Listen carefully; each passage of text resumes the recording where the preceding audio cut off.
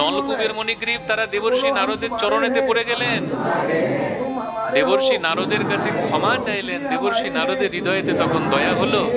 দেবর্ষি নারদ বলল, দেখো বাবা, তোমরা যে অপরাধ করেছো সেই ফল তো তোমাদেরকে ভোগ করতে হবে, তবে আমি তোমাদেরকে আশীর্বাদ করে গেলাম, তোমরা যে অপরাধ করেছো সেই অপরাধ থেকে, সেই বৃক্ষজনি থেকে স্বয়ং ভগবান শ্রীকৃষ্ণ তোমাদেরকে মুক্ত করে দেন।